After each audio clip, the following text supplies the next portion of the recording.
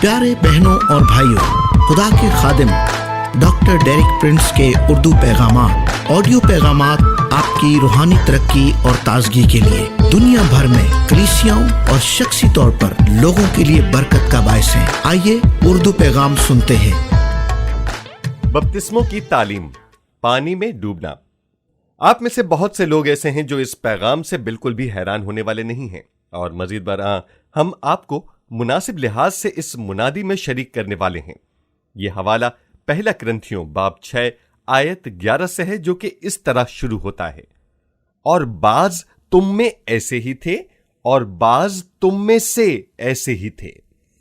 ये तमाम इकसाम के खौफनाक गुनाहों की तरफ एक खतरनाक फहरिस्त का हवाला देता है, जिन गुनाहों के वो लोग मुर्तकिब थे। लेकिन मैं खुदा का मशकूर हूं, यहां एक मगर है। मैं खुदा का शुक्रगुजार हूं कि बाइबल में बहुत सी जगहों पर मगर या लेकिन के अल्फाज हैं, और फिर यह हवाला बयान करता हूं। मगर तुम खुदावंद यसु मसीह के नाम से और हमारे खुदा के रूह से धुल गए और एक हुए और रास्तबाज भी ठहरे। अच्छा, रूत और मैं इस बात को जाती बनाने पर यकीन रखते हैं, बस हम इसे इस तरह से कहेंगे, और बाज तुम में ऐसे ही थे, और हम मगर से शुरू करने वाले हैं, और हम इसे अपनी जाती गवाही बनाने वाले हैं। मगर हम खुदावन यसु मसीह के नाम से और हमारे खुदा के रूह से धुल गए और पाक हुए और रास्तबाज ठहरे। बस अब हम आपको इस गवाही में शरीक होने का एजाज बख्शेंगे। इसे याद रखना कोई मुश्किल बात नहीं है। मगर हम खुदावन यसु मसीह के नाम से और हमारे खुदा के रूह से धुल गए और पाक हुए और रास्तबाज ठहरे। बस अब हम आपको इस गवाही में शरीक होने का एजाज बख्शेंगे। इसे याद रखना कोई मुश्किल बात नहीं है। ये मगर से शुरू होती है। आमीन। खुदा आपको बरकत दे। अब हम इब्रानियों के खत बाब 6 और आयत 2 में मरकूम 6 बुनियादी तालीमात के बारे में मुतालिया जारी रखेंगे। हम पहली 2 तालीमात पर गौर करेंगे, यानी मुर्दा कामों से तौबा और अपने खुदाबंद यसु मसीह पर ईमान रखना। और अब हम तीसरी बुनियादी तालीम की तरफ बढ़ते हैं, जो बपतिस्मों की तालीम है। मैं ये अल्फाज महज इसलिए तिलावत करूंगा ताकि हमें यकीन हो जाए कि हम हकीकत में खुदा के कलाम पर कायम हैं। इब्रानियों बाब 6 आयत 2।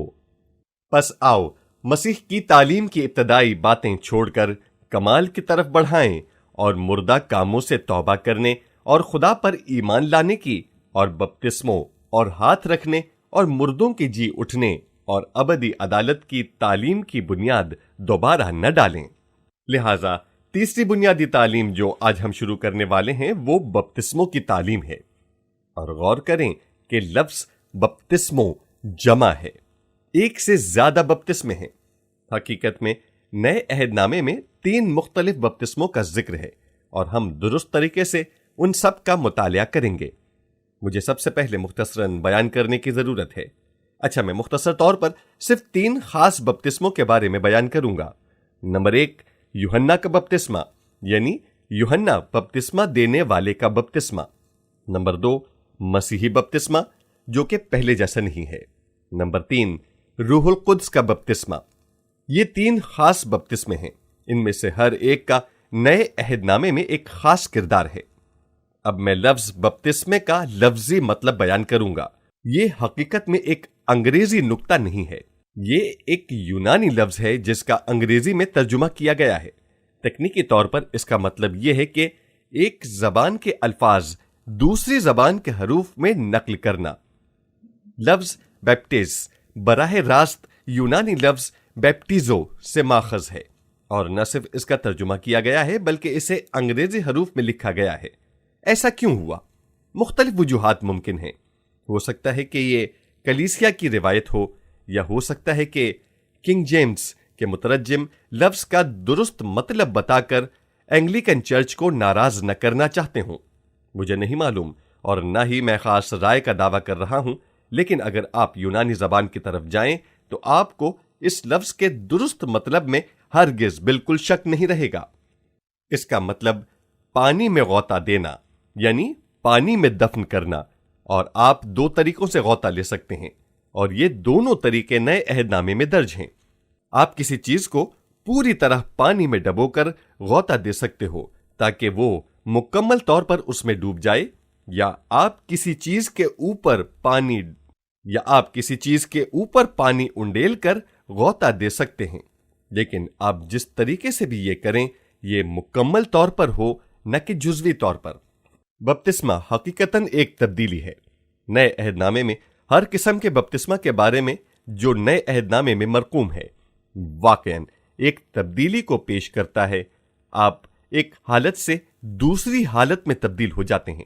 آپ پورے کے پورے تبدیل ہوتے ہو، نہ کہ آپ کے جسم کا کوئی ایک عضو۔ آپ کا پورا بدن بپتسمے کے عمل کے ذریعے تبدیل ہوتا ہے۔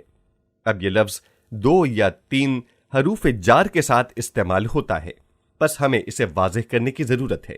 یہ حرف جار انٹو اور بعض اوقات ٹو کے ساتھ استعمال ہوتا ہے۔ حرف جار ان اس عنصر کا حوالہ دیتا ہے جس میں آپ غوطہ لیتے ہیں، وہ جو آپ بپتسمہ کے عمل کی تبدیلی سے گزرتے ہو۔ مثال کے طور پر یوحنا بپتسمہ دینے والے کا بپتسمہ پانی سے توبہ کے لیے یا گناہوں کی معافی کے لیے تھا۔ اس کا حوالہ مرقس باب 1 آیت 25 میں، جیسا یسایہ نبی کی کتاب میں لکھا ہے کہ دیکھ میں اپنا پیغمبر تیرے آگے بھیجتا ہوں جو تیری راہ تیار کرے گا۔ بیابان میں پکارنے والے کی آواز بتاتی ہے کہ خداوند کی راہ تیار کرو، اس کے راستے سیدھے بناؤ۔ یہ یوحنا بپتسمہ دینے والے کی خاص خدمت تھی۔ اسے مسیحا سے پہلے جانا تھا اور اس کے لیے راستہ تیار کرنا تھا۔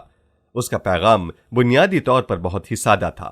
اس کا خلاصہ صرف ایک لفظ میں بیان کیا جا سکتا ہے، توبہ، جو اگلی آیت میں مرقوم ہے۔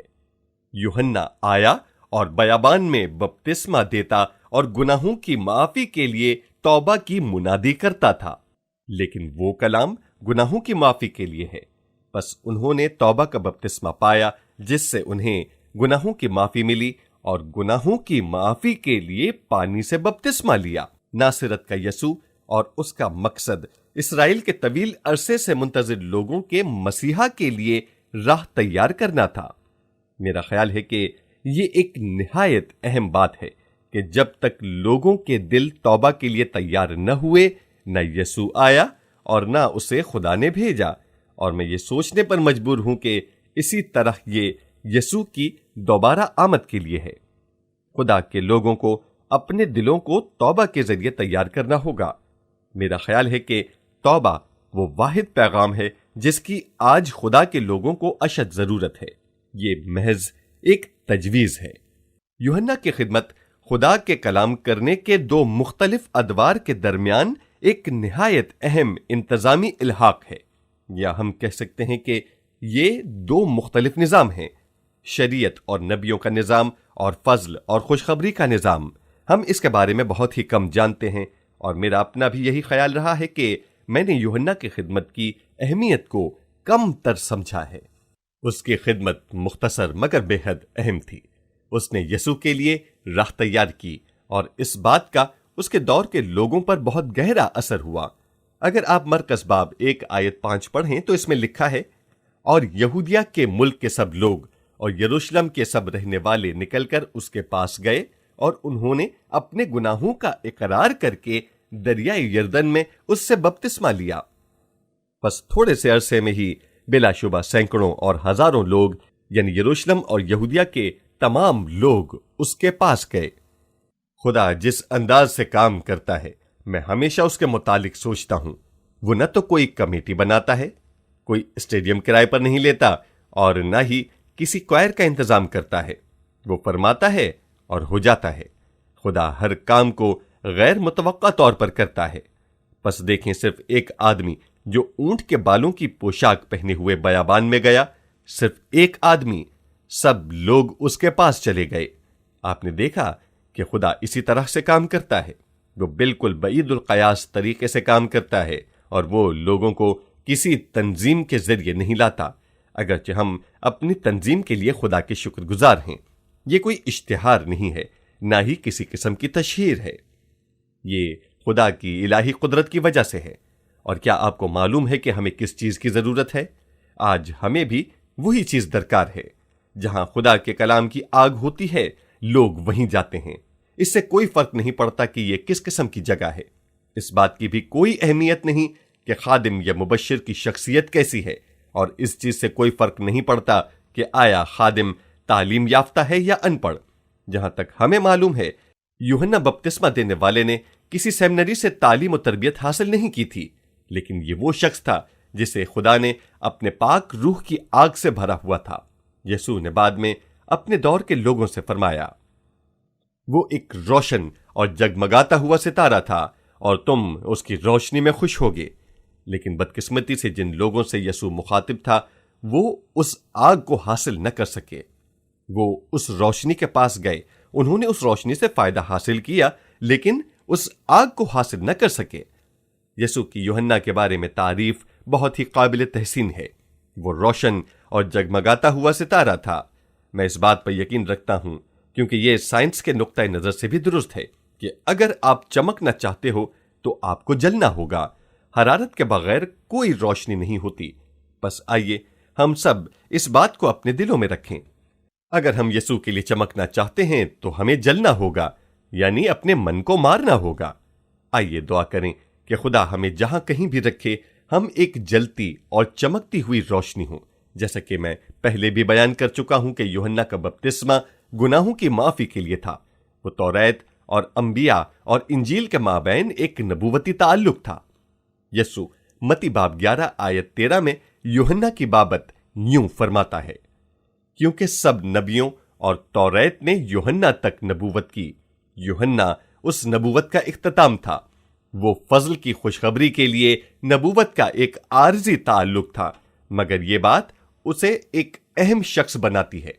میں نے اکثر اس بات پر غور کیا ہے کہ میں نے کبھی بھی پورے طور پر یوحنا کے بپتسمہ کی اہمیت کی تعریف نہیں کی ہے، کیونکہ بائبل اس کے متعلق کچھ زیادہ بیان نہیں کرتی ہے، مگر بہرحال یہ اسے نہایت اہمیت کا حامل بناتی ہے۔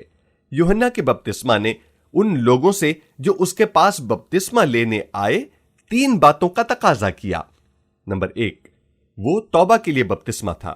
ہم پہلے ہی توبہ کے متعلق بات کر چکے ہیں۔ یہ کوئی جذبہ نہیں ہے، بلکہ یہ ایک فیصلہ ہے۔ یہ کسی بات کی تہہ تک پہنچنا ہے۔ یہ بالکل الٹا پھرنا ہے، یعنی مخالف سمت میں جانا ہے۔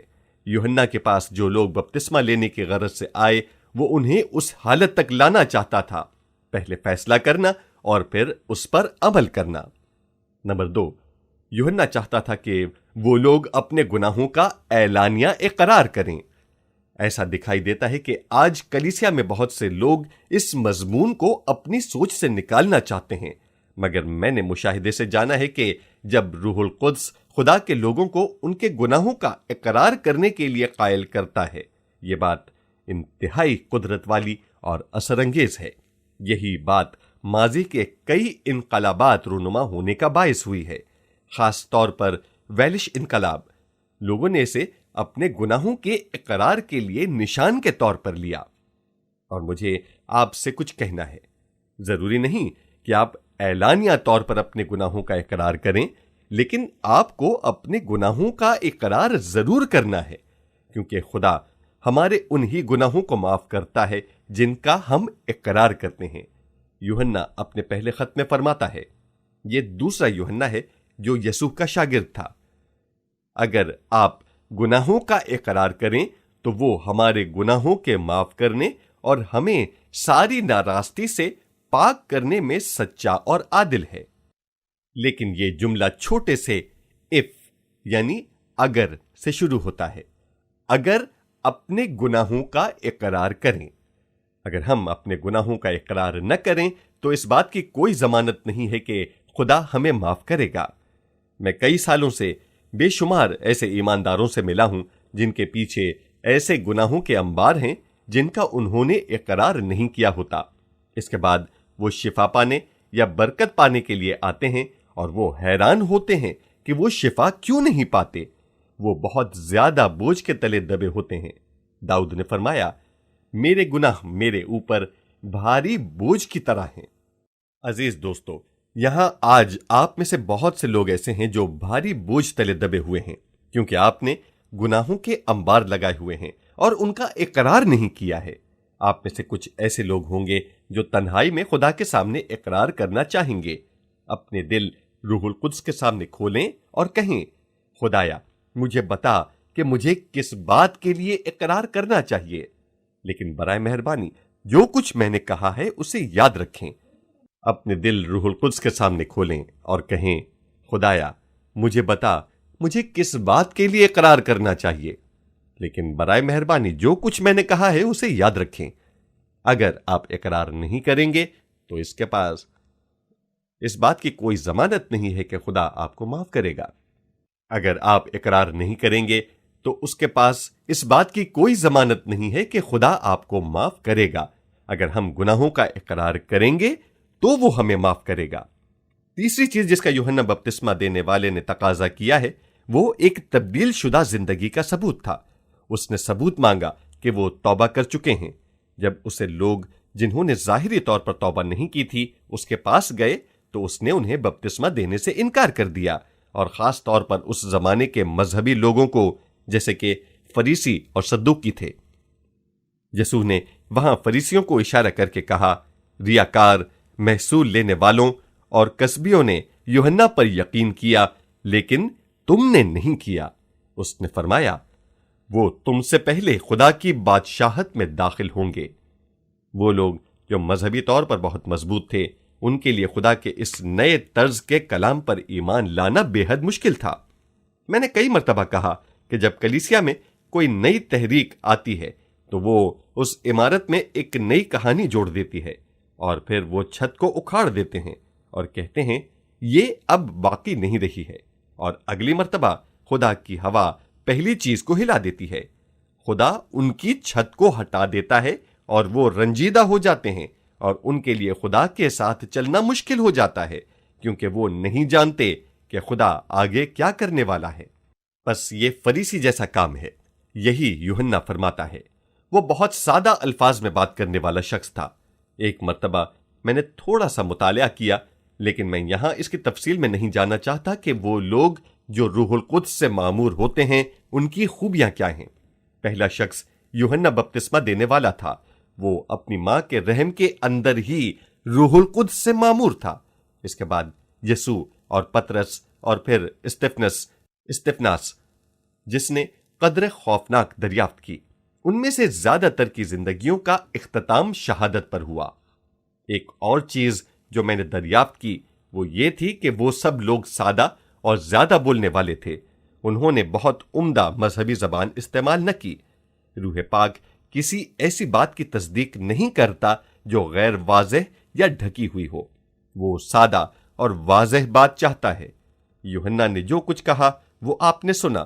آج کل کوئی بھی مبشر ایسے بات پسند نہیں کرتا ہے، لیکن متی باب 3 آیات 7 سے 9 میں یوحنا کہتا ہے، مگر جب اس نے بہت سے فریسیوں اور صدوقیوں کو بپتسمہ کے لیے اپنے پاس آتے دیکھا تو ان سے کہا کہ اے سانپ کے بچوں، تم کو کس نے جتا دیا کہ آنے والے غضب سے بھاگو؟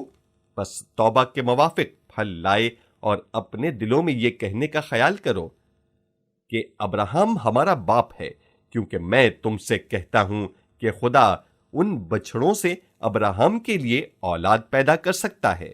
کیونکہ میں تم سے کہتا ہوں کہ خدا ان بچڑوں سے ابراہم کے لیے اولاد پیدا کر سکتا ہے۔ یہ ایک حیران کن بیان ہے، کیا یہ نہیں ہے؟ میں اپنے اعلیٰ نسل اور اعلیٰ خون پر بھروسہ نہ کروں، نہ اپنے خاندانی حسب و نسب پر بھروسہ کروں۔ آپ کو ذاتی طور پر مسلسل خدا سے ملاقات کرنی چاہیے۔ بس کہ یوحنا بپتسمہ دینے والے کے 3 تقاضے تھے: توبہ، گناہوں کا اعلانیہ اقرار اور تبدیل شدہ زندگی کا ثبوت۔ آپ کو خدا کی شرائط کو ذاتی طور پر پورا کرنا ہے۔ بس یوحنا کے بپتسمہ کے 3 تقاضے ہیں: توبہ، گناہوں کا اعلانیہ اقرار اور تبدیل شدہ زندگی کا ثبوت۔ میں یہاں کچھ بیان کرنا چاہتا ہوں کیونکہ اس بات کا اطلاق ہر اس جگہ پر ہوتا ہے جہاں بپتسمہ دیا جاتا ہے۔ حوالہ بتاتا ہے کہ اس نے انہیں توبہ کا بپتسمہ دیا، مگر اس نے انہیں اس وقت تک بپتسمہ نہ دیا جب تک انہوں نے پہلے توبہ نہ کی۔ لہذا توبہ بپتسمہ کا نتیجہ نہیں تھی، یہ اس بات کی مہر اور گواہی تھی کہ وہ توبہ کر چکے تھے۔ آپ کو معلوم ہوتا کہ یہ بات ہر جگہ درست ہوگی جہاں یہ فقرہ توبہ کا بپتسمہ استعمال ہوتا ہے۔ یوحنا کے بپتسمہ کی کچھ حدود تھیں۔ یہ محض لوگوں کو باقی دنیا کے لوگوں سے ایک فاصلے پر لے گیا۔ سب سے پہلی بات تو یہ ہے کہ اس سے نئی پیدائش نہیں ملی۔ متی باب 11 آیت 11 میں یسوع یوحنا بپتسمہ دینے والے کے بارے میں فرماتا ہے، میں تم سے سچ کہتا ہوں کہ جو عورتوں سے پیدا ہوئے ہیں ان میں یوحنا بپتسمہ دینے والے سے بڑا کوئی نہیں، لیکن جو آسمان کی بادشاہی میں چھوٹا ہے وہ اس سے بڑا ہے۔ پس یوحنا عورتوں سے پیدا ہونے والوں میں سے تو بڑا تھا، لیکن وہ دوبارہ پیدا نہ ہوا۔ وہ نئی پیدائش میں داخل نہ ہوا، کیونکہ یہ اس وقت تک ممکن نہ تھا جب تک کہ یسوع نہ آتا۔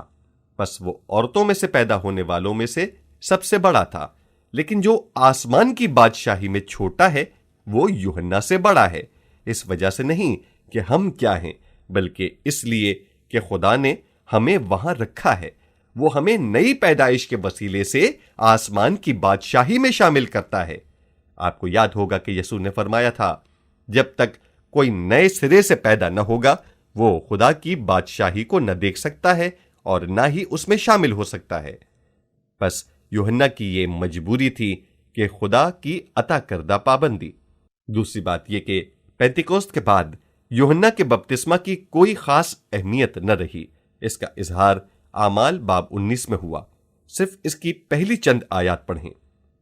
اور جب اپلوس کرنتھس میں تھا تو ایسا ہوا کہ پولس اوپر کے علاوہ سے گزر کر افسس میں آیا اور کئی شاگردوں کو دیکھ کر ان سے کہا، کیا تم نے ایمان لاتے وقت روح القدس پایا؟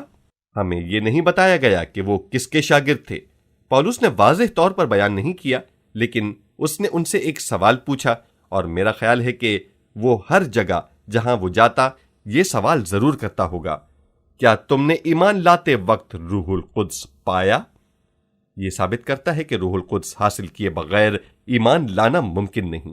میری پہلی بیوی اسی طرح کی تھی۔ وہ روح القدس حاصل کرنے میں بہت مستعد، یعنی شیرنی جیسی تھی۔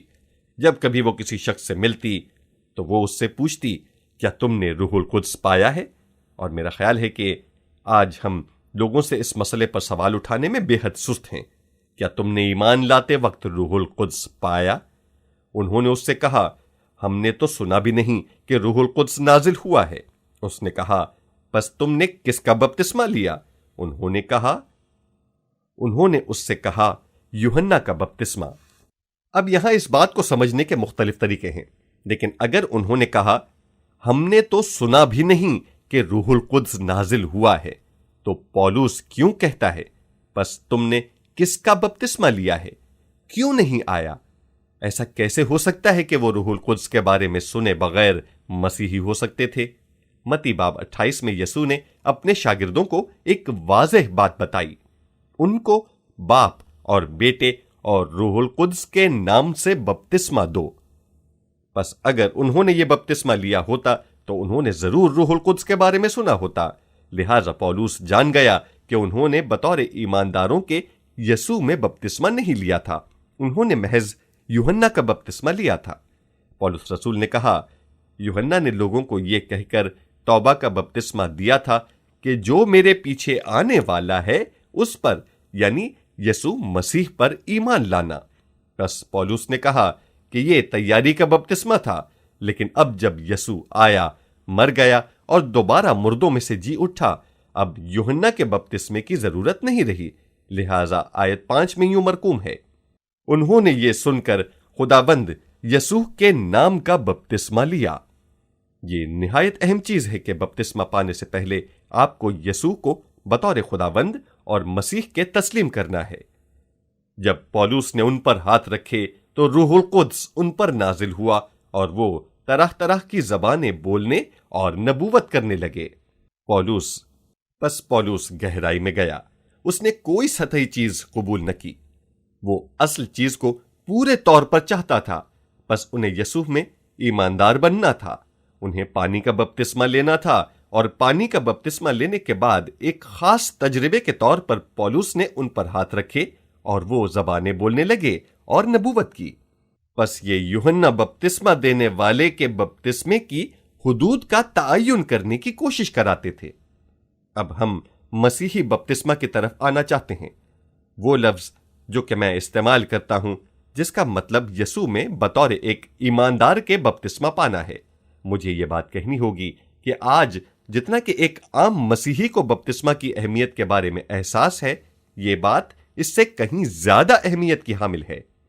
عام طور پر بیپٹسٹ کو بھی پانی کے بپتسمے کی اہمیت اور اصل حقیقت کے بارے میں بہت کم سمجھ ہے۔ میں یہ کہوں گا کہ آپ گناہگار ہیں کیونکہ آپ نے یسوع مسیح کے نام میں بپتسمہ نہیں لیا ہے۔ یہ توبہ کا بپتسمہ نہیں ہے۔ آئیے متی باب 3 آیات 13 سے 17 دیکھتے ہیں۔ یوحنا نے گواہی دی کہ میں نے روح کو کبوتر کی طرح آسمان سے اڑتے دیکھا ہے اور وہ اس پر ٹھہر گیا۔ اس طرح وہ جان گیا کہ یہی مسیحا ہے، اگرچہ اسے معلوم بھی نہ تھا کہ وہ مسیح تھا۔ اس نے کہا، تو مجھ سے زیادہ مقدم ہے، میں تجھے بپتسمہ نہیں دوں گا۔ یسوع نے جواب میں اس سے کہا، اب ہونے ہی دے، کیونکہ ہمیں اسی طرح ساری راست بازی پوری کرنا مناسب ہے۔ اس پر اس نے ہونے دیا اور یسوع بپتسمہ لے کر فی الفور پانی کے پاس سے اوپر گیا، اور دیکھو اس کے لیے آسمان کھل گیا کہ اس نے خدا کے روح کو کبوتر کی مانند اترتے اور اپنے اوپر آتے دیکھا۔ اور یوحنا کی انجیل میں اسی طرح سے ہے، اور اس پر ٹھہرتے دیکھا، اور دیکھو آسمان سے یہ آواز آئی کہ یہ میرا پیارا بیٹا ہے جس سے میں خوش ہوں۔ نئے عہد نامے میں پانی کا بپتسمہ لیے جانے کی اہمیت پر زور دینا ممکن نہیں، کیونکہ اس منظر میں جب یسوع نے یوحنا سے بپتسمہ لیا تو تینوں نے اس کی تصدیق کی۔ یسوع پانی میں گیا، روح القدس آسمان سے اترا، اور جب تک اس نے پانی سے بپتسمہ نہ لیا روح القدس اس پر نہیں ٹھہرا تھا۔ اور پھر خدا باپ آسمان سے بولا اور فرمایا، یہ میرا پیارا بیٹا ہے جس سے میں خوش ہوں۔ اگر آپ غور کریں تو خدا آپ سے کہنا چاہتا ہے کہ اس کی نظر میں پانی کے بپتسمے کی بہت اہمیت ہے۔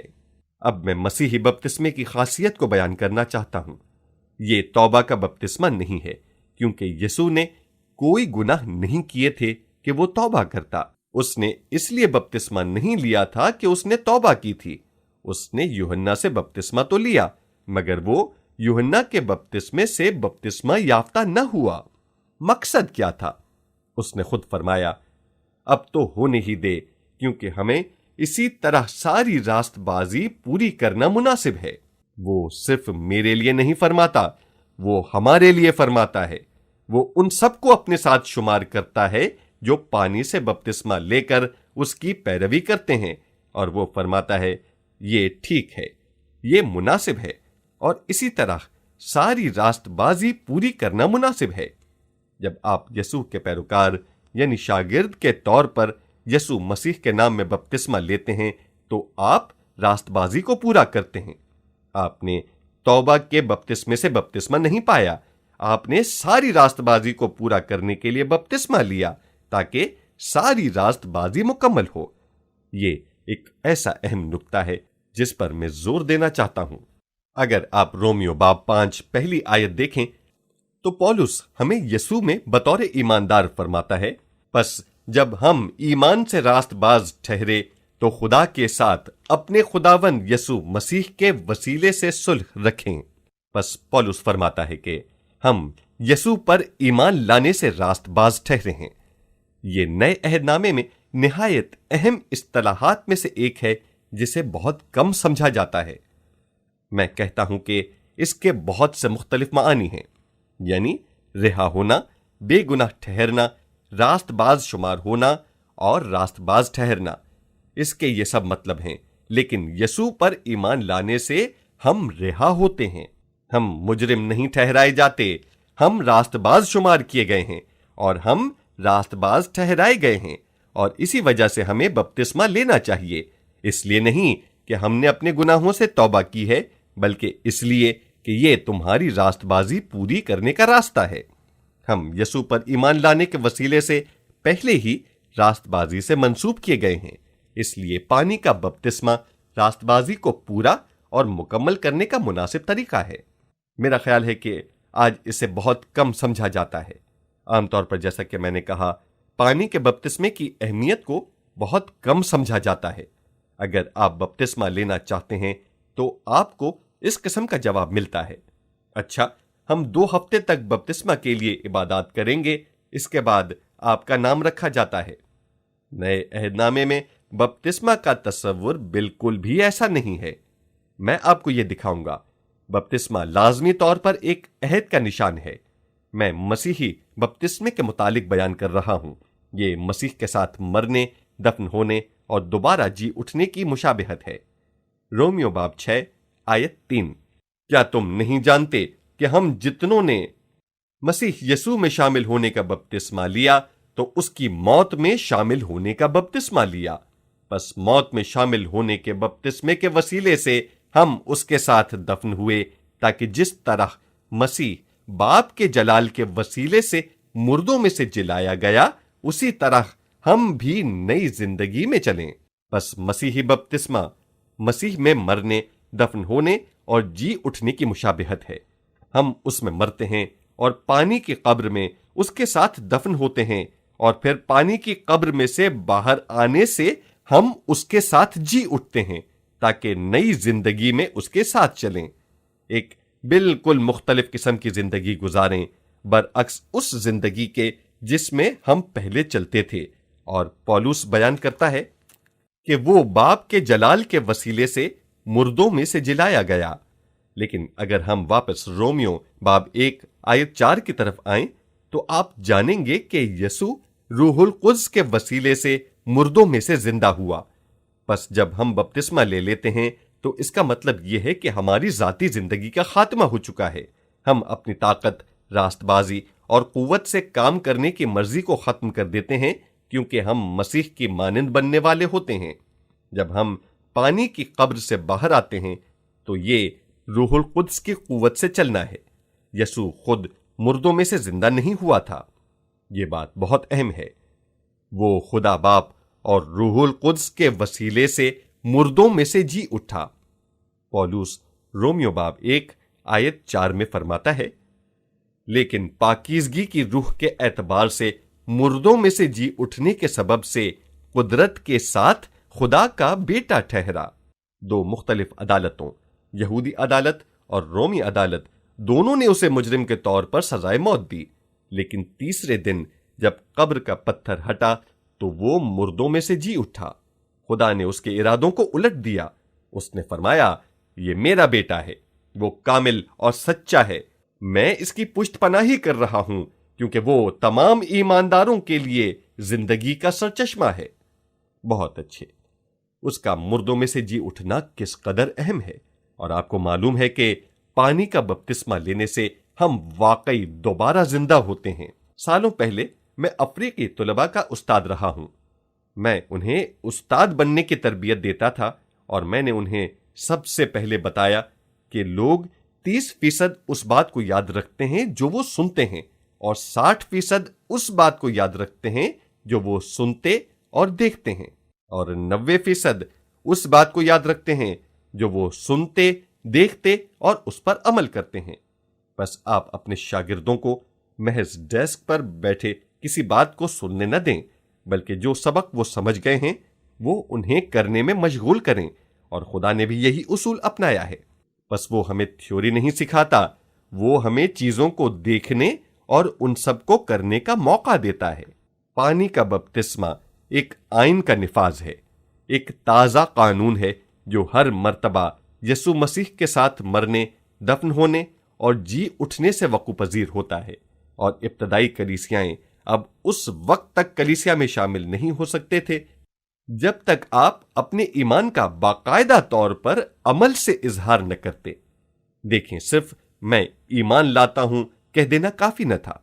उन्हें अपने ईमान को अमली तौर पर साबित करना होता था। बस जब आप एक मर्तबा दफन होते और दोबारा जी उठते हैं तो आपकी जिंदगी आपकी अपनी नहीं रहती। अगर आप अपने तरीके से जिंदगी गुजारना चाहते हैं तो आपको बपतिस्मा नहीं लेना चाहिए था। کیونکہ بپتسمہ سے آپ کو سزائے موت ہو جاتی ہے اور پھر آپ دوبارہ زندہ ہوتے ہیں، لیکن جب آپ ایک دفعہ زندہ ہو جاتے ہیں تو آپ کی زندگی پھر آپ کی نہیں رہتی۔ دیکھیں، یہ اطاعت کرنے کے لیے خود سپردگی ہے۔ متی باب 28 کے آخر میں یسوع اپنے شاگردوں سے اس طرح مخاطب ہوتا ہے جو اس کے کلام کی خوشخبری کو پھیلانے والے تھے۔ متی باب 28 آیت 19 اور 26، پس تم جا کر سب قوموں کو شاگرد بناؤ اور ان کو باپ، بیٹے اور روح القدس کے نام سے بپتسمہ دو، اور ان کو یہ تعلیم دو کہ ان سب باتوں پر عمل کریں جس کا میں نے تم کو حکم دیا، اور دیکھو میں دنیا کے آخر تک ہمیشہ تمہارے ساتھ ہوں۔ یسوع نے فرمایا، پس تم جاؤ اور سب قوموں کو شاگرد بناؤ۔ اس نے ہمیں کلیسیا کے ممبر بنانے کے لیے نہیں کہا۔ آپ نے اس بات پر غور کیا ہے؟ کیا آپ آج کی کلیسیا کا سب سے بڑا مسئلہ جانتے ہیں؟ کیا کلیسیا کے لوگ شاگرد نہیں ہیں؟ کیونکہ وہ سچائی کو غلط طریقے سے پیش کرتے ہیں، وہ سچائی جو ہم آج کے دن پیغام میں بیان کر رہے ہیں۔ اگر آپ شاگرد بننے کے لیے رضامند نہیں ہیں تو آپ کو بپتسمہ لینے کا کوئی حق نہیں ہے۔ بپتسمہ شاگردیت کے لیے اپنے آپ کو اس کے حوالے کر دینا ہے۔ بپتسمہ لینے سے پہلے انہیں بہت زیادہ تعلیم نہیں دی گئی تھی، لیکن جب انہوں نے عہد کر لیا تو انہیں تعلیم دی گئی۔ دیکھیں، یہ ایک شعور کی بات ہے۔ ایسے لوگوں پر وقت کیوں ضائع کیا جائے جنہوں نے اپنے آپ کو خدا کے حوالے نہیں کیا؟ انہیں پہلے اپنے عہد پر قائم رہنے کی ضرورت ہے اور پھر انہیں اس بات کی تعلیم دیں جس کی انہیں ضرورت ہے۔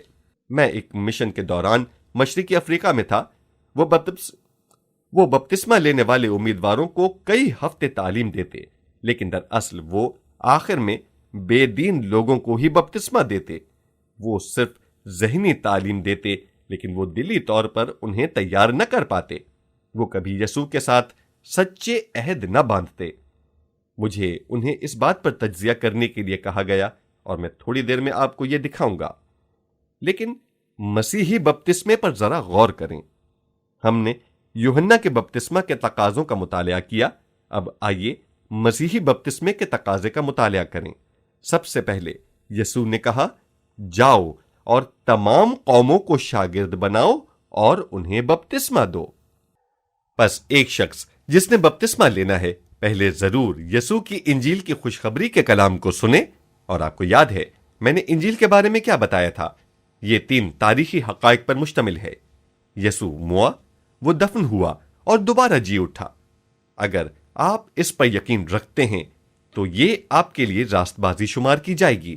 آپ بچائے گئے ہیں، لیکن آپ کو یہ حق نہیں کہ آپ ایسے لوگوں کو بپتسمہ دیں جنہوں نے انجیل کے ان سادہ حقائق کو سامنے نہیں رکھا ہے۔ دوسرا اگلا تقاضا تو یہ تھا۔ اعمال باب 2 آیت 38 میں پینتیکوست کے دن ہم پطرس کے جواب کو پڑھتے ہیں، جب گناہگار مگر غیر تبدیل شدہ ہجوم نے اس سے پوچھا، صاحبو ہم کیا کریں؟ اور پطرس نے 38ویں آیت میں یوں جواب دیا، توبہ کرو۔ آپ کو یاد ہے میں نے کیا کہا تھا؟ توبہ ہمیشہ پہلا قدم ہے۔ توبہ کرو اور تم میں سے ہر ایک اپنے گناہوں کی معافی کے لیے یسوع مسیح کے نام سے بپتسمہ لے تو تم روح القدس انعام میں پاؤ گے۔ یہ خدا کا منصوبہ ہے۔ یہ سب ایک ہی آیت میں ہے۔ یعنی ہم اسے کیوں جدا کرتے یعنی توڑتے ہیں اور اسے ہفتوں اور مہینوں میں تقسیم کرتے ہیں؟ میں انجیل کے بارے میں اتنا بے خبر تھا کہ جب میں بچایا گیا تو میں نے روح کا بپتسمہ پایا۔ یہ کسی چرچ میں نہ ہوا، بلکہ یہ ایک فوجی بیرک میں ہوا۔ میں نے صرف بعد میں یہ سیکھا کہ آپ کو انتظار کرنا تھا۔ جس وقت میں نے روح القدس سے بپتسمہ پایا، مجھے زبانوں اور ترجمے کی نعمتیں ملیں۔ خدا کا شکر ہے کہ میں ایسے مسیحیوں کے ساتھ نہیں ہوں جو کہتے ہیں کہ آپ کو روح القدس اور دوسری نعمتیں پانے کے لیے کافی انتظار کرنا ہوگا۔ پطرس نے ایسا بالکل نہ کیا۔ اس نے کہا، یہ ایک پیکج ڈیل ہے، توبہ کرو، پانی کا بپتسمہ لو اور روح القدس کی نعمتیں انعام میں پاؤ۔ اگر آپ سچائی کو لوگوں کے سامنے اسی انداز میں پیش کرو اور وہ اسی انداز میں جواب دیں تو یہ بالکل اسی انداز میں واقع ہوگا۔ یہ زیادہ وقت نہیں لے گا۔ یہ طویل المیعاد طریقہ نہیں ہے۔ یہ ایک لحاظ سے انقلابی صورتحال ہے جس میں آپ ایک سمت سے دوسری سمت کی طرف حرکت کرتے ہیں۔ تیسرا، بپتسمہ لینے کے لیے لوگوں کا ایمان لانا ضروری ہے۔ مرقس باب 16 آیات 15 اور 16 میں یسوع اپنے شاگردوں سے کہتا ہے، تم تمام دنیا میں جا کر ساری خلق کے سامنے انجیل کی منادی کرو۔ اور ہمارے لیے کتنے شرم و رسوائی کی بات ہے کہ 2000 سال گزر جانے کے بعد بھی ہم نے ابھی تک یہ کام نہیں کیا ہے جس انداز میں یسوع نے حکم دیا۔ اور اس نے ان سے کہا کہ تم تمام دنیا میں جا کر ساری خلق کے سامنے انجیل کی منادی کرو، جو ایمان لائے اور بپتسمہ لے وہ نجات پائے گا۔ بس جب تک آپ ایمان نہیں لاتے تو آپ بپتسمہ لینے کے اہل نہیں ہوتے۔ آپ کو ایک ایماندار بننا ہے۔ جو ایمان لائے اور بپتسمہ لے وہ نجات پائے گا۔ میں آپ کو ایک بات سمجھانا چاہتا ہوں کہ یسوع نے ان لوگوں کو کبھی کوئی ضمانت نہیں دی جو بپتسمہ کے بغیر ایمان رکھتے ہیں۔ آپ کہہ سکتے ہیں، میں نے خدا کے ساتھ معاملہ طے کر لیا ہے۔ خوب، یہ آپ پر منحصر ہے، لیکن آپ کے پاس نجات کے بارے میں کلام کی کوئی ضمانت نہیں ہے جب تک آپ بطور ایماندار کے بپتسمہ نہیں لیتے۔ اور بپتسمے سے میری مراد آپ سر سے پاؤں تک پورے کے پورے پانی میں ڈوب نہیں جاتے۔ اور دوسری شرط پترس نے بیان کی، پہلا پترس باب 3 آیت 21، وہ نوح کے زمانے کی بات کرتا ہے، اور ہم اس کی تفصیل میں نہیں جائیں گے، ہم محض اس پر عمل کریں گے۔ پترس باب 3 آیت 21 میں یوں بیان کرتا ہے، جو اس اگلے زمانے میں نافرمان تھے جب خدا نوح کے وقت میں تحمل کر کے ٹھہرا رہا تھا، اور وہ کشتی تیار ہو رہی تھی جس پر سوار ہو کر تھوڑے سے آدمی یعنی 8 جانیں پانی کے وسیلے سے بچیں۔ یہ ایک خاص فقرہ ہے، کیا یہ نہیں ہے؟ پترس کہہ رہا ہے کہ خدا نے اس وقت تک طوفان نہ بھیجا جب تک کہ کشتی تیار نہ ہو گئی۔ پس وہ تحمل سے انتظار کر رہا تھا جب تک کہ کشتی تیار نہ ہو گئی۔ اس کے بعد اس نے طوفان بھیجا، اور وہ کہتا ہے کہ اس زمانے کے تمام لوگوں میں سے کتنے لوگ بچے تھے؟ 8۔ یہ بہت سنجیدہ بات ہے، اور میں نے شماریات کے ذریعے معلوم کیا ہے کہ اس وقت ساری زمین پر تقریباً 2 ملین یعنی 20 لاکھ افراد تھے۔ یہ انتہائی سنجیدہ بات ہے، یعنی 20 لاکھ افراد میں سے صرف 8 لوگ بچے تھے۔ نجات دراصل اکثریت کے لیے نہیں ہے۔ آج ہمارے سیاسی معاشرے اکثریت کے فیصلوں سے بہت سے مسائل حل کرتے ہیں۔ خدا کے منصوبے اس طرح سے مکمل نہیں ہوتے، یہ صرف خدا کے فیصلے سے ہی حل ہوتے ہیں۔ بس اس کے بعد پترس کشتی اور نوح اور طوفان کے بارے میں اس طرح سے کہتا ہے، اسی پانی کا مشابہ بھی یعنی بپتسمہ یسوع مسیح کے جی اٹھنے کے وسیلے سے اب ہمیں بچاتا ہے۔ کیا آپ سمجھتے ہیں؟ وہ فرماتا ہے کہ بپتسمہ ہمیں بچاتا ہے، اور اس کے بعد وہ یوں بیان کرتا ہے، اس سے جسم کی نجاست کا دور کرنا مراد ہے۔ یہ محض صاف ہونے کے لیے نہانا نہیں ہے، بلکہ خالص نیت سے خدا کا طالب ہونا مراد ہے۔ بس یہ چوتھی شرط ہے، یہ کہ آپ خلوص نیت سے خدا کو جواب دیں۔ بالفاظ دیگر آپ کہتے ہیں، خدایا میں جانتا ہوں کہ میں گنہگار تھا، میں معافی مانگتا ہوں اور توبہ کرتا ہوں، اور میں اس بات پر یقین رکھتا ہوں کہ یسوع میرے لیے موا۔ میں اس بات پر یقین رکھتا ہوں کہ اس پر ایمان لانے کے وسیلے سے مجھے نجات ملی اور راست باز ٹھہرایا گیا۔ خدایا، ایک گناہگار ہونے کی حالت میں جو کچھ کر سکتا تھا میں نے کیا ہے، مہربانی سے مجھے اپنے حضور میں قبول کر۔ یہ خالص نیت سے آپ کا جواب ہے۔ آپ اس سے کہیں زیادہ کام کر سکتے ہیں جو خدا آپ سے چاہتا ہے۔ اگر آپ نے وہ سب کچھ کیا ہے جو خدا آپ سے تقاضا کرتا ہے تو آپ نے خالص نیت سے اس کو جواب دیا ہے۔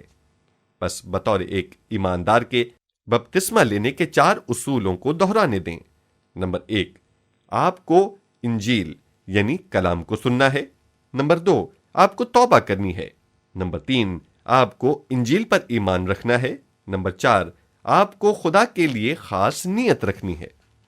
اب میں کسی بھی طرح کا کوئی اختلاف نہیں رکھنا چاہتا، لیکن میرا خیال ہے کہ میں کسی بھی اختلاف کے بغیر یہ بات کہہ سکتا ہوں کہ ایک نومولود ان چاروں شرائط کو کسی بھی طرح پورا نہیں کر سکتا ہے۔ کیا یہ درست ہے؟ میں سمجھتا ہوں کہ کوئی بھی اس بات سے انکار نہیں کرے گا۔ یہ ایک سادہ سی حقیقت ہے۔ اب میں اس بات کی طرف آ رہا ہوں جس کا حوالہ میں پہلے دے رہا تھا۔ بپتسمہ کے لیے بہت عرصے تک تعلیم دینے کی ضرورت نہیں ہے۔ دیکھیں، میں اس حالت میں سے گزرا ہوں کیونکہ میں ایک ایسے ہی مشن سے تعلق رکھتا ہوں۔ وہ تبدیل ہونے والوں یعنی بپتسمہ لینے والوں کو 6 ہفتے تک تعلیم دیتے ہیں۔ جو وہ کر رہے تھے وہ محض تربیت یافتہ لوگوں کو بپتسمہ دے رہے تھے۔ لوگ کبھی بھی خدا سے ملاقات نہ کر پاتے تھے اور ان کی زندگیاں بالکل تبدیل نہ ہوتی تھیں۔ وہ اچھے لوگ تھے مگر ایماندار اور خدا کے برگزیدہ لوگ نہ تھے۔ مجھے وقت کی طوالت کے بارے میں کچھ حقائق کو بیان کرنے دیں۔ پینتیکوست کے دن جب انہوں نے پیغام سنا تو 3000 لوگوں نے اسی دن بپتسمہ لیا۔ شاگردوں نے یہ نہیں کہا اب انتظار کرو، ہم 6 ہفتوں کے بعد تمہیں بپتسمہ دیں گے اور اس کے بعد تمہیں نعمتیں ملیں گی، یا جب تم یسوع کے تمام واعظ زبانی یاد کر لو گے۔ وہ انہیں بپتسمہ دیتے کیونکہ انہوں نے شرائط کو پورا کیا تھا، ایمان رکھنے، توبہ کرنے اور عہد کے لیے رضامند تھے۔ غور کریں، یہ ایک غیر معروف عہد تھا کیونکہ وہ کثیر تعداد میں تھے۔ پھر اعمال باب 8 میں حبشی خوجہ نے فلپس سے یسوع کی خوشخبری کو سنا۔ بہتر ہے کہ ہم اسے پڑھیں، اسے پڑھنا بہت اہم ہے۔ اس سے کیا واقع ہوا؟ اعمال باب 8 آپ کو یاد ہوگا کہ فلپس غزہ کی راہ پر تھا۔ سامریہ میں اس نے یسوع کے کلام کی خوشخبری سے بہت بڑا انقلاب برپا کیا تھا۔ لوگ یسوع پر ایمان لائے اور بپتسمہ لیا۔ وہ یہ سب کچھ چھوڑ کر چلا آیا کیونکہ خداوند کے فرشتے نے اسے یروشلم سے غزہ کی راہ پر جانے کو کہا۔ اسے کچھ معلوم نہیں تھا کہ وہ کیوں اس جگہ پر ہے، اور اس کے بعد اس نے حبشی خوجہ کو اپنے رتھ پر بیٹھے کچھ پڑھتے ہوئے دیکھا جیسا کہ لوگ سفر کے دوران کرتے ہیں۔ وہ بیٹھا اونچی آواز میں ایک صحیفہ پڑھ رہا تھا۔ وہ یسایہ نبی کا صحیفہ پڑھ رہا تھا۔ فلپس دوڑ کر اس کے پاس گیا اور پوچھا کہ جو کچھ تو پڑھتا ہے اسے سمجھتا بھی ہے؟ اور خوجہ نے فلپس سے کہا، میں تیری منت کر کے پوچھتا ہوں کہ نبی یہ کس کے حق میں کہتا ہے، یا اپنے یا کسی دوسرے کے؟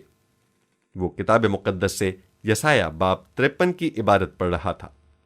لوگ اسے بھیڑ کی طرح ذبح کرنے کو لے گئے، اور خوجہ ایک بڑا معقول سوال پوچھتا ہے کہ نبی یہ اپنے حق میں کہہ رہا ہے یا کسی دوسرے کے؟ اور پھر 35ویں آیت اس طرح سے ہے، فلپس نے اپنی زبان کھول کر اسی نوشتے سے شروع کیا اور اسے یسوع کی خوشخبری دی۔ بالفاظ دیگر اس نے کہا کہ یہ یسوع ہے جس کے متعلق یسایہ نبی نے نبوت کی اور یسایہ نے یسوع کی منادی کی تھی۔ فلپس ایک مناد تھا، ایک مبشر تھا، اور یہ اس کے کام کرنے کا طریقہ تھا۔ اس کا پیغام بہت سادہ تھا، وہ محض ایک لفظی کلام تھا۔ سامریہ میں اس نے مسیح کی منادی کی اور غزہ کی راہ پر اس نے یسوع کی منادی کی۔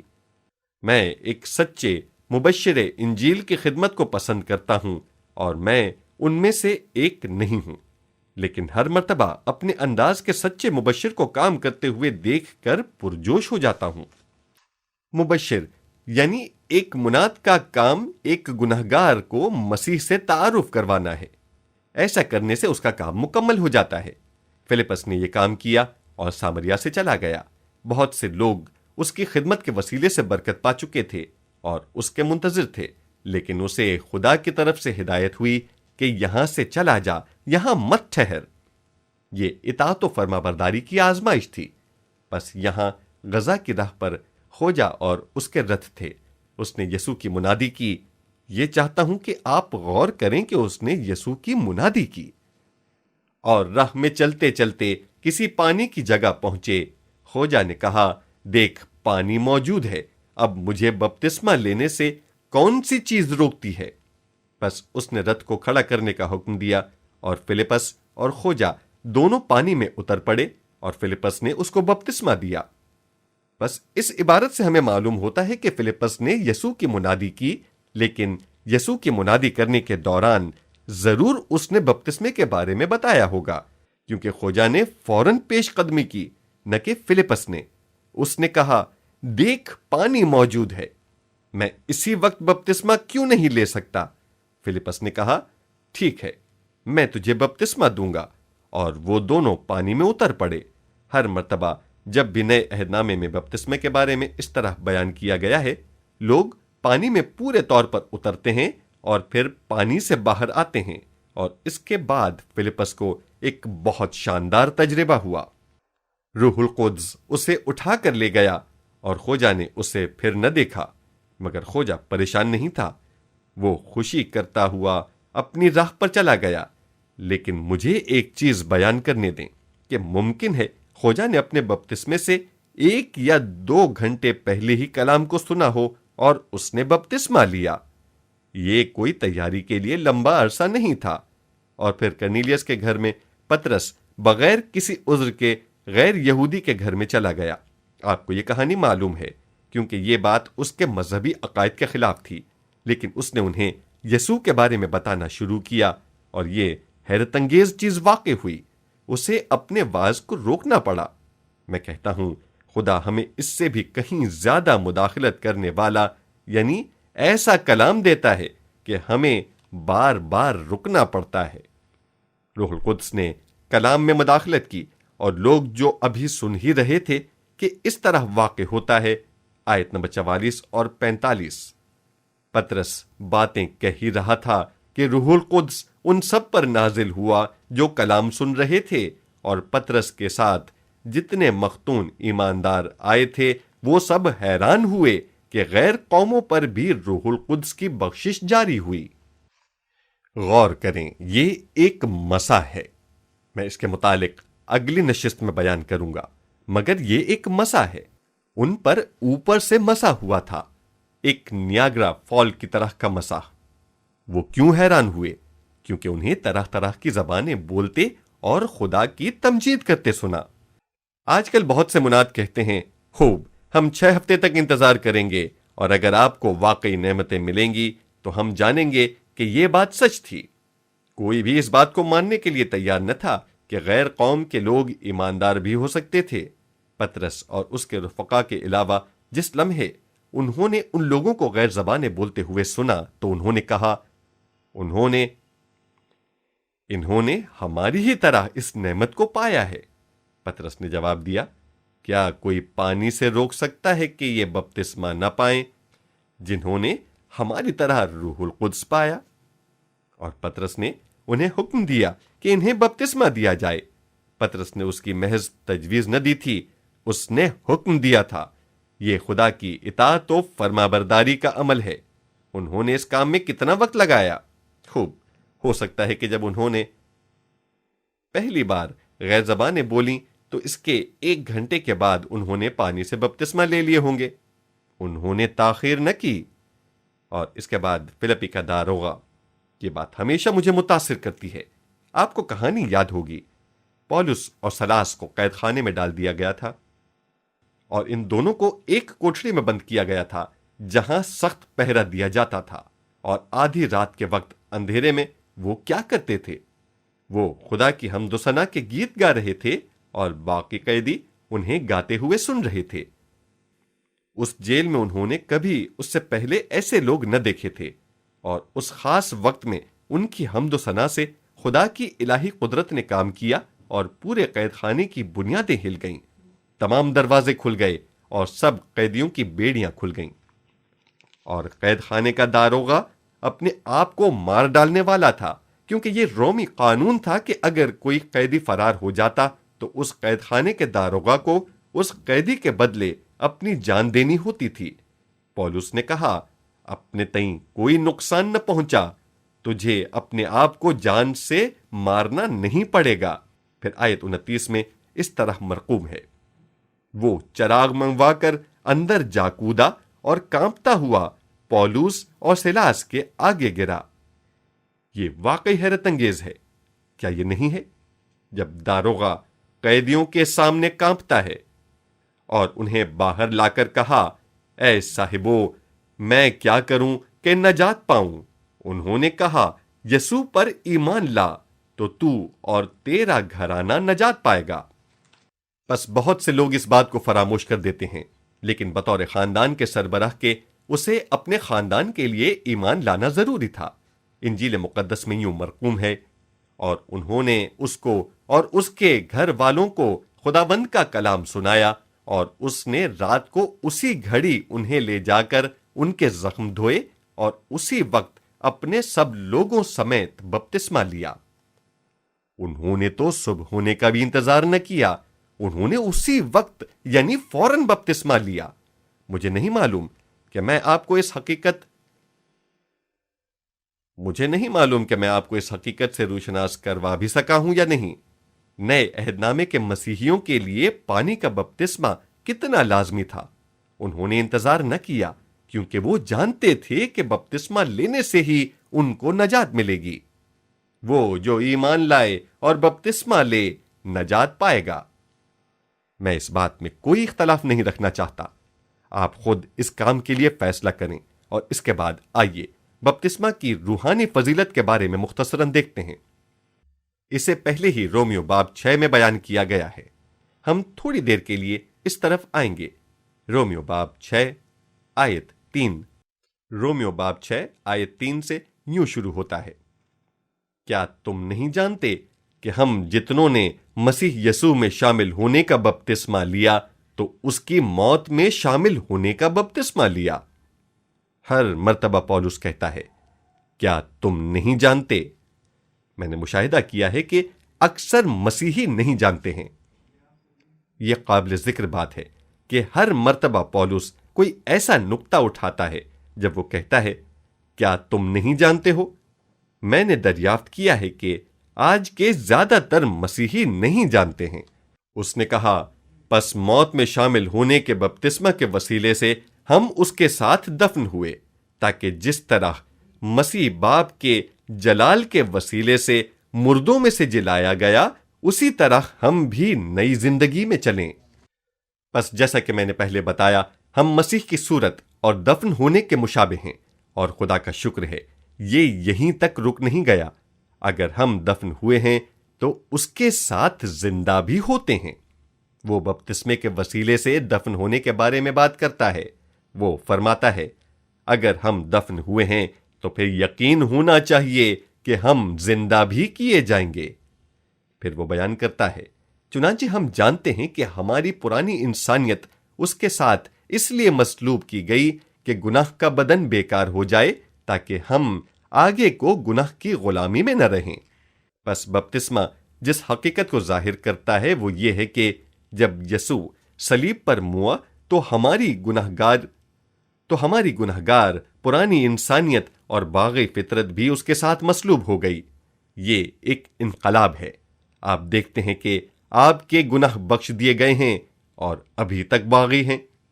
بہت سے لوگ ایسا ہی کرتے ہیں، وہ چرچ جاتے ہیں، اپنے گناہوں کا اعتراف کرتے ہیں اور انہیں معافی ملتی ہے، لیکن وہ دوبارہ گناہ بھری زندگی گزارنا شروع کر دیتے ہیں۔ یہ خدا کا منصوبہ نہیں ہے۔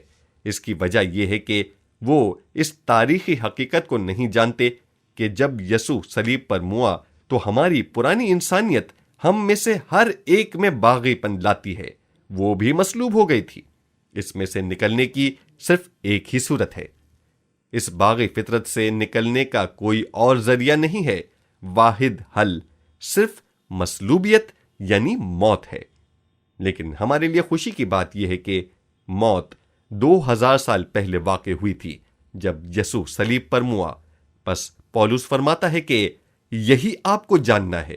پھر وہ آیت 11 میں اس طرح سے بیان کرتا ہے، اسی طرح تم بھی اپنے آپ کو گناہ کے اعتبار سے مردہ مگر خدا کے اعتبار سے مسیح یسوع میں زندہ سمجھو۔ پولس فرماتا ہے، آپ اسے جانتے ہو، پھر آپ کو اسے سمجھنا ہے۔ آپ کو سمجھنا چاہیے کہ آپ گناہ کے اعتبار سے مردہ مگر خدا کے اعتبار سے زندہ ہو، اور اس کا ظاہری طریقہ کار پانی کا بپتسمہ ہے۔ آپ قبر میں اترتے ہیں، اس میں سے باہر آتے ہیں اور اپنے پیچھے اس قبر میں گناہ آلودہ فطرت کو چھوڑ آتے ہیں، اور آپ ایک نئی مخلوق بن جاتے ہو۔ بالکل ٹھیک۔ اب کلسیوں باب 2 میں ایک اور اہم عبارت ہے جو کہ بپتسمہ لینے کے لحاظ سے بہت اہم ہے۔ کلسیوں باب 2 میں وہ مسیحیوں کو لکھتے ہوئے بیان کرتا ہے، باب 2 آیت 11، اسی میں تمہارا ایسا ختنہ ہوا جو ہاتھ سے نہیں ہوتا، یعنی مسیح کا ختنہ جس سے جسمانی بدن اتارا جاتا ہے۔ یہودی قانون کے مطابق ختنہ کے مطلب بدن سے تھوڑا سا گوشت نکال دینا، لیکن مسیحی ختنے سے مراد پوری گناہ آلودہ فطرت کو اتار ڈالنا ہوتا ہے، پورے بدن کو۔ اور جب ایک جسم مردہ ہو جاتا ہے تو اگلا کام کیا کرنا ہوتا ہے؟ زور سے بتائیں، میں نے آپ کی آواز نہیں سنی۔ اسے دفنانا ہوتا ہے۔ بالکل ٹھیک۔ دراصل ایک مردہ جسم کو بغیر دفنائے چھوڑ دینا انتہائی غلط بات ہے۔ میں جب شمالی امریکہ میں برطانوی فوج میں کام کرتا تھا تو ہم نے کبھی بھی کسی لاش کو زمین پر نہ چھوڑا تھا، ہم ہمیشہ اسے زمین میں دبا دیتے تھے، اور میرا خیال ہے کہ یہ اسی طرح کی بات ہے کہ اگر آپ مر گئے ہیں تو بغیر دفنائے نہ رہیں، دفن ہو جائیں۔ آپ بات سمجھ گئے ہوں گے۔ اب پولس کلسیوں باب 2 میں اس طرح بیان کرتا ہے، جسمانی بدن اتار دینے کے بعد آپ کو اگلا کون سا کام کرنا ہے؟ اس نے کہا، اسے دفنا دو۔ اور اسی کے ساتھ بپتسمہ میں دفن ہوئے، اور اس میں خدا کی قوت پر ایمان لا کر جس نے اسے مردوں میں سے جلایا اس کے ساتھ جی بھی اٹھے۔ غور کریں، بپتسمہ صرف ان لوگوں پر اثر انداز ہوتا ہے جو ایمان رکھتے ہیں۔ یہ ہمارے ایمان کے وسیلے سے ہی ہے کہ ہم جی اٹھے ہیں۔ اگر آپ ایمان نہیں رکھتے تو یہ آپ کے لیے کام نہیں کرے گا۔ آئیے اب میں آپ کو چند خاص اہم حقائق بتاؤں گا۔ غلطیوں باب 3 آیت 27، اور تم سب جتنوں نے مسیح میں شامل ہونے کا بپتسمہ لیا، مسیح کو پہن لیا۔ ہم کس میں بپتسمہ لیتے ہیں؟ مسیح میں۔ ہم کسی فرقے یا کلیسیا کا بپتسمہ نہیں لیتے ہیں۔ یہ ایک سنگین غلطی ہے۔ دوبارہ میں اپنے مشرقی افریقہ کے دنوں میں واپس جاؤں گا، یعنی جن دنوں میں وہاں رہا کرتا تھا۔ وہاں کی سب سے بڑی بشارتی مشن کسی بھی شخص کو تب تک بطور ممبر قبول نہیں کرتی تھی جب تک کہ وہ ان کی مشن میں بپتسمہ نہ لے لے۔ ہو سکتا ہے کسی شخص نے واقعی بطور ایماندار کے بپتسمہ لیا ہو، اور اگر وہ اس مشن میں شامل ہو تو اسے لازمی طور پر ان کی مشن میں دوبارہ بپتسمہ لینا ہوگا۔ یہ ایک غلط بات ہے، یہ نفسانیت ہے۔ خدا کا شکر ہے کہ ہم نے کسی چرچ کا بپتسمہ نہیں پایا ہے، ہم نے مسیح کا بپتسمہ پایا ہے۔ کوئی بھی چیز مسیح سے زیادہ نہیں ہے۔ اور اس کے بعد جیسا کہ میں نے کہا، یہ صرف ایمان کے وسیلے سے ہی ہے۔ ہمیں یہ سمجھنے کی ضرورت ہے کہ ہماری نئی زندگی روح القدس کے وسیلے سے ہی قوت پاتی ہے۔ وہ روح جس نے یسوع کو مردوں میں سے زندہ کیا، وہی ہم میں تاثیر کرتی ہے۔ اب آئیے جلدی سے پرانے عہد نامے میں سے بپتسمے کی 2 تصاویر دیکھتے ہیں۔ نمبر 1، ہم پہلے ہی پطرس باب 3 آیات 20 اور 21 دیکھ چکے ہیں۔ نوح کی کشتی، پطرس اس کو پانی کے بپتسمے سے مشابہ کرتا ہے۔ نوح کی کشتی سے کیا پیغام ملتا ہے؟ سزا دی جانے والی تھی، اور سزا سے بچنے کا واحد طریقہ نوح کی کشتی میں جانا تھا۔ پس سیلاب خدا کی عدالت کو پیش کرتا ہے۔ کشتی ہمیشہ بائبل میں یسوع مسیح کی تصویر ظاہر کرتی ہے۔ کشتی میں آپ سزا کے پانیوں میں سے بحفاظت گزر سکتے ہیں۔ کشتی سے باہر رہ کر آپ پانی میں ڈوب جائیں گے۔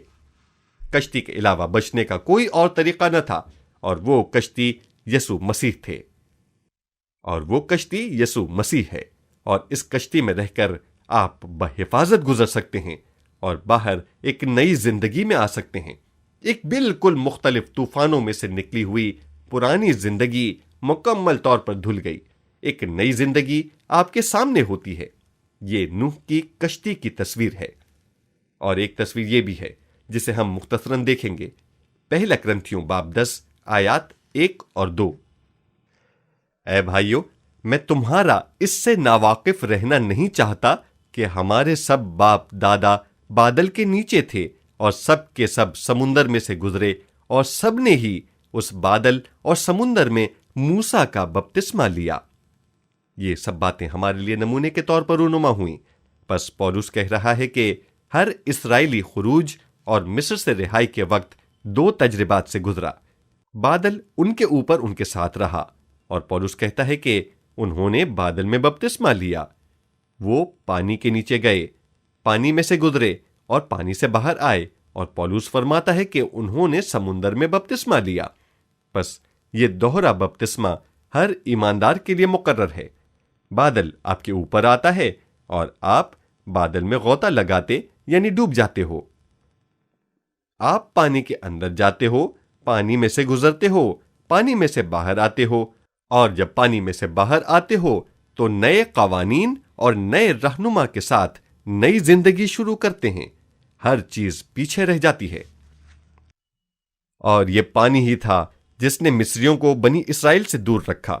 یہ بہت اہم نکتہ ہے کہ وہ مصر میں ایمان سے برے کے خون سے بچائے گئے، لیکن اس برے کے خون نے انہیں مصریوں سے جدا کیا۔ یہ پانی تھا جس نے انہیں ان مصریوں سے الگ کیا، اور یہ بپتسمہ ہے جو ہمیں دوسرے لوگوں سے الگ کرتا ہے۔ ہم یسوع کے خون پر ایمان رکھ سکتے ہیں اور بچ سکتے ہیں، لیکن جب تک ہم بپتسمہ نہیں لیتے ہم الگ نہیں ہوتے۔ میں ہزاروں ایسے لوگوں سے ملا ہوں جنہوں نے بدروحوں سے آزادی حاصل کی۔ جہاں تک ممکن ہوتا ہے میں انہیں بتاتا ہوں کہ اگر آپ اپنی رہائی یعنی آزادی کو برقرار رکھنا چاہتے ہو تو آپ کو پانی کا بپتسمہ لینا چاہیے، کیونکہ اسی سے ہم دنیا اور بری روحوں سے علیحدہ ہو سکتے ہیں۔ خون سے آپ الگ نہیں ہو سکتے۔ خون آپ کو مصر میں بچاتا ہے، پانی آپ کو مصر سے جدا کرتا ہے۔ پانی اور بادل کے وسیلے سے الگ ہوئے۔ کلام فرماتا ہے انہوں نے موسیٰ کا بپتسمہ لیا۔ بالفاظ دیگر یہ انہیں موسیٰ کی رہنمائی میں لے آیا۔ خوب، ہم نے موسیٰ کا بپتسمہ نہیں پایا ہے، ہم نے مسیح کا بپتسمہ پایا ہے۔ مسیح ہمارا رہنما بنتا ہے، لیکن اس میں الہامی طور پر داخل ہونے کے لیے ہمیں بادل کے نیچے سے گزرنا ہے اور ہمیں پانی میں سے گزرنا ہے۔ یہ بہت واضح اور صاف ہے۔ اور پھر عبرانیوں باب 11 آیت 19 میں یوں مرقوم ہے۔ اچھا، ہم اسے پڑھیں گے، ہمارے پاس تھوڑا سا وقت ہے۔ ایمان ہی سے وہ بحر قلزم سے اس طرح گزر گئے جیسے خشک زمین پر سے، اور جب مصریوں نے یہ قصد کیا تو ڈوب گئے۔ وہ صرف ایمان پر زور دیتا ہے، اور اگر آپ ایک ایماندار ہیں تو آپ پانی کے اندر ایک خشک گنہگار کے طور پر جاتے ہو، اور ایک بھیگے ہوئے گنہگار کی طرح پانی سے باہر آ جاتے ہو۔ صرف اتنی سی تبدیلی واقع نہیں ہوتی ہے۔ میں نے ایک مرتبہ ایک شخص کی گواہی سنی، بعد میں وہ واقعی نجات یافتہ ہو گیا۔ وہ ایک چرچ میں گیت گاتا تھا، اور چرچ میں پرستش کرنے کے لیے انہوں نے کہا کہ ہم چاہتے ہیں کہ تمام پرستش کرنے والے لوگ بپتسمہ لیں۔ اس نے کہا ٹھیک ہے۔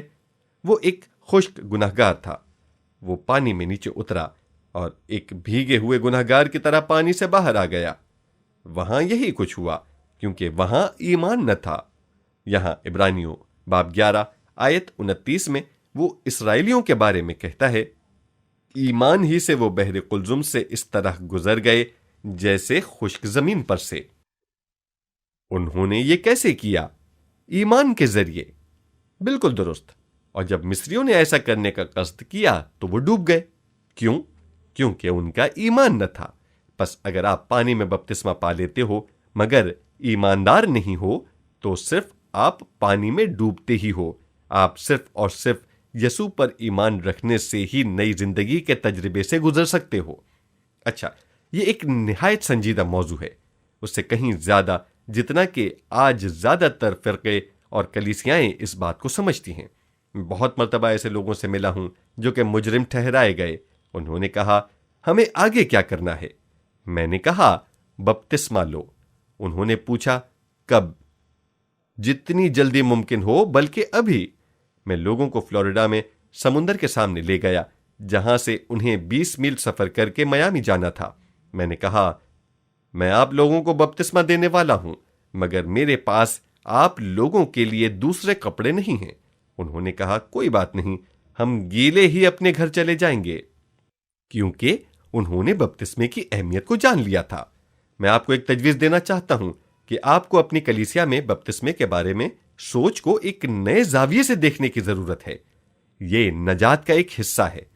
میں آپ کو یہ نہیں کہہ رہا کہ اگر آپ نے بپتسمہ نہیں لیا ہے لیکن آپ ایک ایماندار ہو تو آپ بچ نہیں سکو گے۔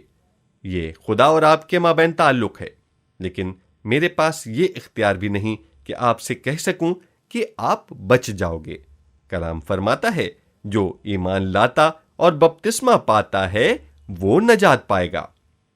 میں کچھ لمحوں کے لیے آپ کے ساتھ دعا کرنا چاہتا ہوں۔ خداوند یسوع مسیح، تو ہی تمام چیزوں کا خالق و مالک ہے اور سب چیزیں تیرے اختیار میں ہیں، خاص طور پر کلیسیا جو کہ تیرا بدن ہے۔ ہم اب ان لوگوں کو تیرے پاس لاتے ہیں، صرف تو ہی ان میں سے ہر ایک کے دل و دماغ کو جانتا ہے، صرف تجھے ہی معلوم ہے کہ ان کا تیرے ساتھ کیسا رشتہ ہے۔ لیکن خداوند، میں پورے دل سے تجھ سے التجا کرتا ہوں کہ آج اگر یہاں پر ایسے لوگ موجود ہیں جو واقعی نجات حاصل کرنا چاہتے ہیں اور تیرے شاگرد بننا چاہتے ہیں مگر ابھی تک انہوں نے پانی کا بپتسمہ نہیں لیا ہے، تو اپنے روح القدس کے ذریعے اطاعت و فرما برداری کے اس عمل کی اہمیت اور تڑپ کو ان کے دلوں میں انڈیل دے۔ خداوند یسوع، تیرے اس بدن یعنی کلیسیا کے ذریعے تیرے بڑے نام کو اور جلال ملے۔ ہم یہ دعا تیرے ہی نام میں مانگتے ہیں، آمین۔ ہمارا ایمان ہے کہ آپ کو اس پیغام سے ضرور برکت ملی ہوگی۔ مزید معلومات کے لیے آپ ہم سے رابطہ قائم کر سکتے ہیں۔ اس ای میل پر رابطہ قائم کیجیے: DerekPrincePK@gmail.com DerekPrincepK@gmail.com